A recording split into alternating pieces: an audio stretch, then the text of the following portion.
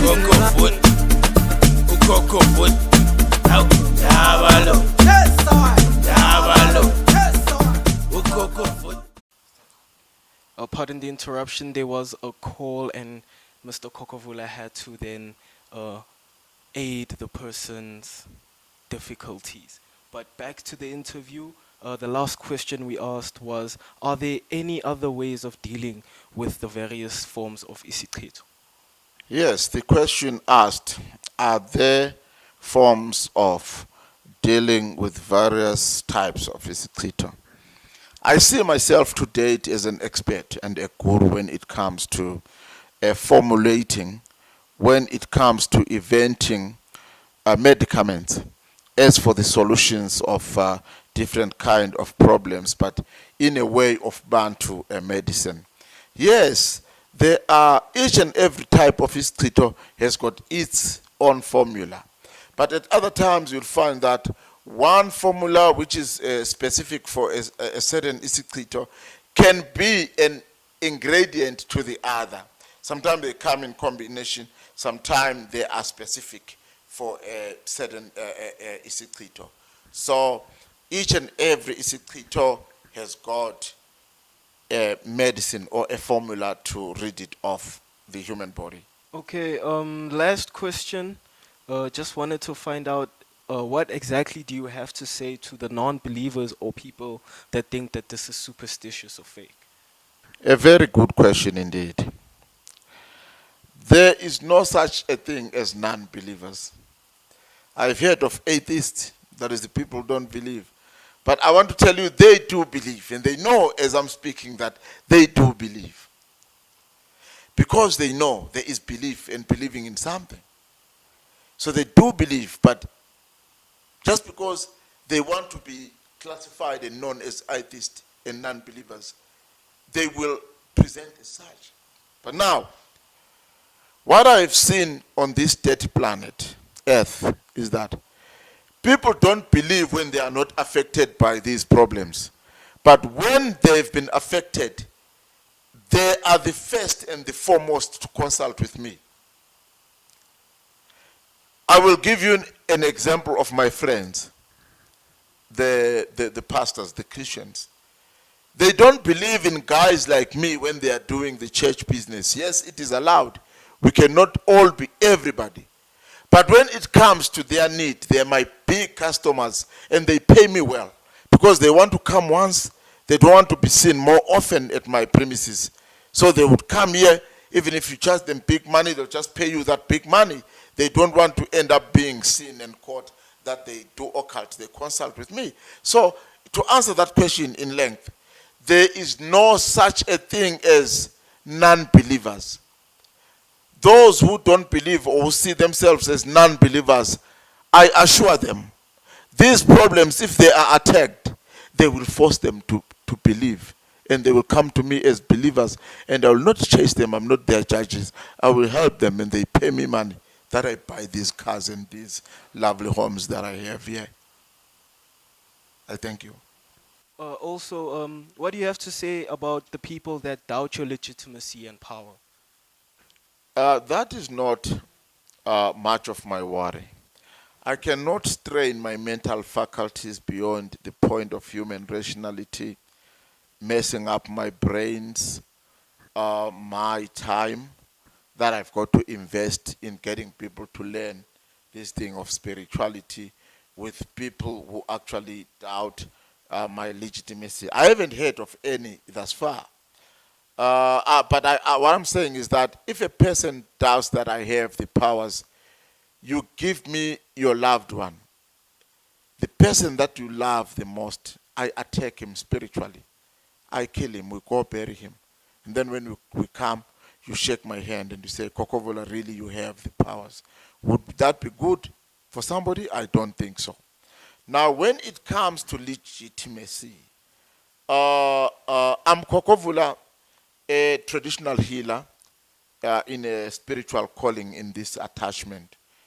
But I've added that by a company. I'm having a company that exists with the name or title name Khokhovula Gundabaloyi Holdings. In this company, we have some sub-companies trading as Khokhovula Gundabaloyi Holdings, which is a studio. They call it a production house for filming, music, and other things. I've got a magazine company for my three wives. But it caters not only for them, because we call it African Goddesses magazine. So it features a lot of people, even some celebrity will feature there. We have got the wife of one of our ex-presidents in South Africa that will feature there. Khokhovula Gundabaloyi Holdings is a company, a South African registered company, and my company, you'll say my family company. So now on, people are going to respond to our practice, their needs through Khokhovula Gundabaloyi Holdings. Even if one has to make deposits and order, it's Khokhovula Gundabaloyi Holdings. We will explain that better. This is one example of our legitimacy. I thank you. And for any more queries, could you please do us the honor of giving us your details? Khokhovula Gundabaloyi. This is my trading name. And we have an email, vulakhokho@gmail.com. Another, khokhovula@gmail.com. The last one, khokhoculture@gmail.com. Right. We have our contacts on our Facebook, Khokhovula Gundabaloyi. It is our Facebook. Our website, www.khokhovula.co.za. I will advise people to use more of the contacts on my website, khokhovula.co.za, because with websites, it's rare to find unscrupulousness and people having to actually fake things here and there. Unlike Facebook, you can see a lot of unscrupulous Khokhovulas there, but I am telling you and I assure you now, those guys are gone, because we are going to trace the devices they use to create those accounts. We are going to trace the numbers. There is another one by the name, I don't remember, it's Spusiso or something. He once have worked in Newcastle in a certain farm there. He was in Joburg and Alberton. We were tracing him through some very good sources with the law. We now, through this company that we have actually registered, the Khokhovula Khokhovula Gundabaloyi Holdings, we have that power to trace people and their devices.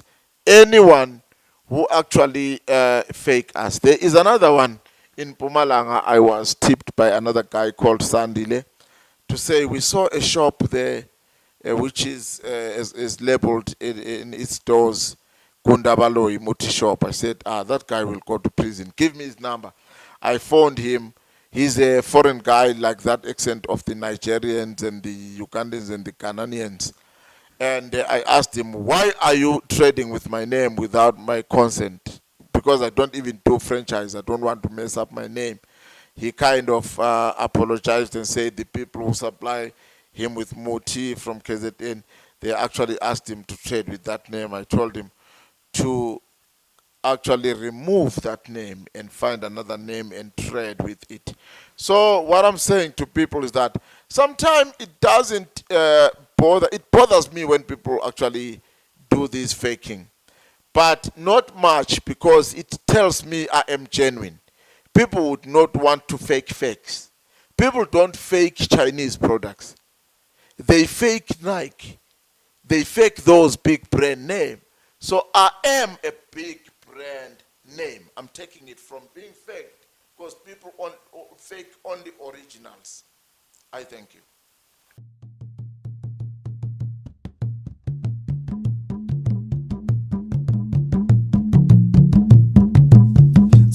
Sayibona